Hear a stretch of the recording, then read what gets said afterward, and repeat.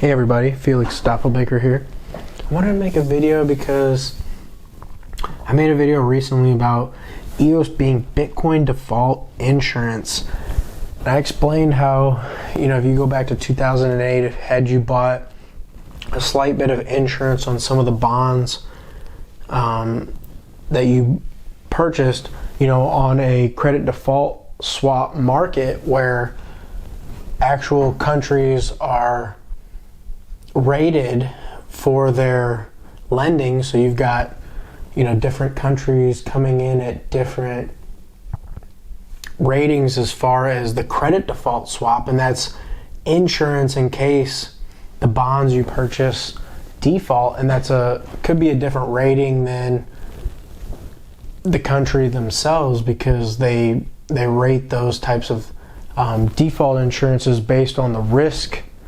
If you have a country, say like Canada during the 2007-2008 financial crisis, or even before or whatever, they had some exposure to some Venezuelan debt, and it actually caused, in their entire portfolio, they were doing great except for that bit of exposure because Venezuela was going hyperinflation and going under. Their currency was being debased so hard that they actually had I don't even remember what it was, like a B- or C, some type of low rating where they were basically on the credit default insurance market. You could hedge your bet against them defaulting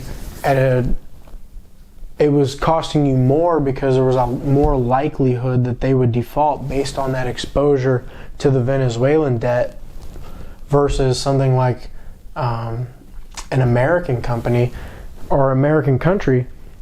And all these countries have these credit default swap markets, and if you go into them, they're basically hedging against the loss of value in other assets. And in each of these scenarios, what you have to understand is that there is a counterparty risk. If you buy insurance with a company on a nation's, based on a nation's credit, you have to rely on that company as well, that they don't default in the event of, a crisis where you would need that insurance. And so, you're basically, counterparty risk is that company. And when you buy an asset, something like Bitcoin or something like EOS, and the reason I put both of those in there is because Bitcoin, obviously, everyone understands, is decentralized, launched by Satoshi. If you believe that's one person or a group, whatever, it's decentralized. And then you have EOS, which is also decentralized. And a lot of people don't understand it's decentralized because they think Block 1 is EOS. And what happened was Block 1 created the EOSIO software, launched it open source for free. A community across the globe got together, launched it, and it was the most decentralized and open public network ever launched, ever created, ever upheld. It's been up running 100% ever since. And we really see this as the most decentralization as you can get. And that literally means there's no counterparty risk. You can't look and see, I can't remember, but man, you can't even count on one hand the number of block producers that are in the top 21 that were in the top 21 when the chain launched. And, that just goes to show on its face that, this is constantly evolution, constantly changing. The token holders are in charge. If the token holders want a different set of block producers, they'll vote for them, move them around and jumble them up. And, as long as they're in that top 21, they'll be able to produce blocks.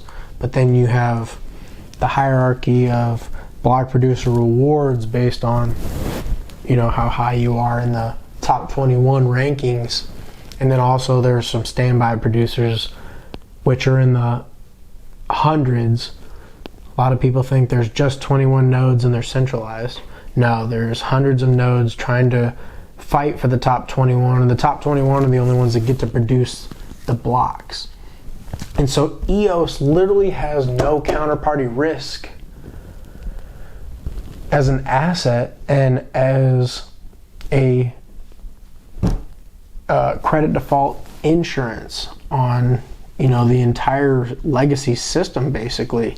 And then you've got corporations and governments and people who are already trusted in the legacy system running the network, like Google Cloud, like SpaceX, and then you've got other corporations and companies. You know, MicroStrategy might get involved, obviously Block One.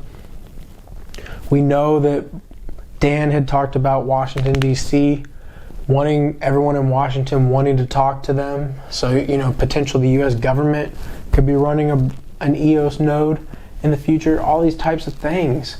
And people are just like, oh, EOS is a scam. And it's just like, what are you doing, dude? You're literally missing out on the opportunity of a lifetime. And I just see a lot of people with that kind of laissez-faire attitude, and it's going to wreck them. So I see Bitcoin as, or EOS and Bitcoin as having zero counterparty risk, as being Bitcoin and EOS default insurance, default swap insurance. All this stuff is happening and people are not paying attention, and they're going to miss out insanely. So I just want to put that out there. Stoffel Baker out.